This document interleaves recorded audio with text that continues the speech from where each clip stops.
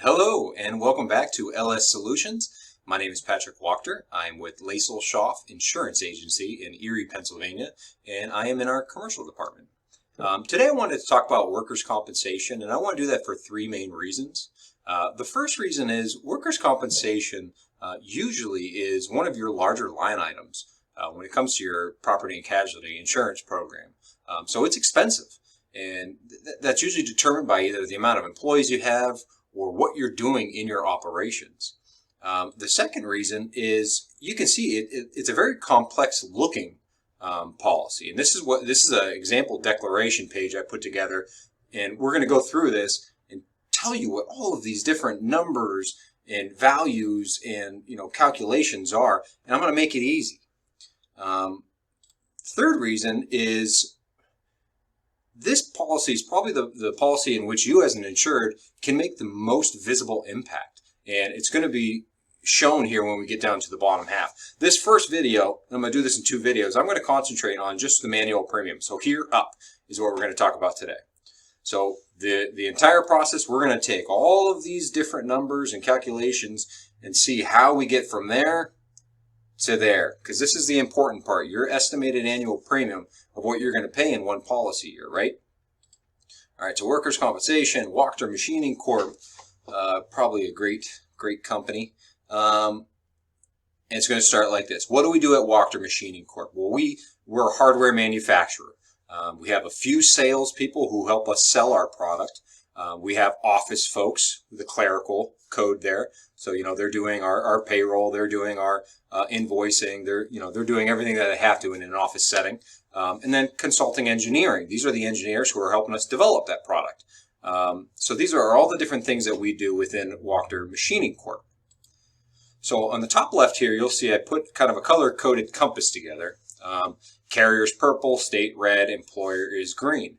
And what I wanted to use these is to highlight each one of these different items that they have involvement in. So you can see right away from the rate standpoint, both the carrier and the state have some say in your rates. Okay, so to continue on, you have payroll for each one of these class codes, and then you have your premium. And those few factors right there make up your manual premium. So how do you do that? And it's very simple. You take your payroll, you divide it by 100, and then you multiply it by that rate. So 3 million divided by 100 times 1.2 gives you $36,000. So for every $100 of payroll you have for an employee, you pay $1.20 of workers' compensation. All right, so remember I was saying that both the state and the carrier have something to do with the rate. So here is what the state has to do with it. The state sets the rate. They're called the loss costs.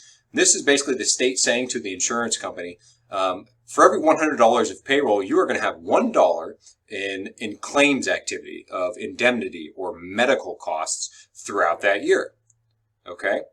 So the carrier then says, okay, well, I have some overhead if I'm going to do this. If you're saying, state, it's going to take $1, and I have my own actuarials as the carrier, but if you're saying it's going to be $1 worth of claims activity, I have overhead, I have loss control, I have to pay my underwriters to underwrite, and I want to make a little bit of a profit, so I can insure that hardware manufacturer for 1.2 times that dollar rate.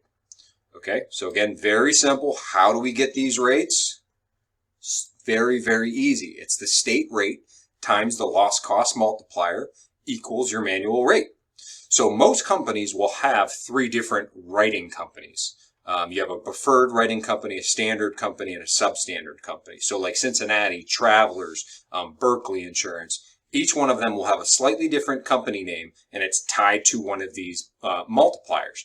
And that reason is because, so to get into your preferred class, you have to be an organization that has very few claims. You have a lot of very good safety and loss control procedures put into place. If you're a manufacturer, your machines must be guarded. So your employee, while they're working, they can't stick their hand into that machine and cause some sort of injury. You might be in that standard class, if you do have some claims in the last 5 years. If you had a loss control visit from your insurance company, and when they came, they saw that a couple of those guards had been removed, because for some reason your employee can do his job faster without having that guard there or having to lift it up and down. So those are some things that the underwriters are looking at. But you can see how big of a difference if you went from a preferred class, from a preferred carrier to a substandard. So now you're going to take that $100 in payroll and that $3 million, multiply it by 220, you're almost going to double your premium.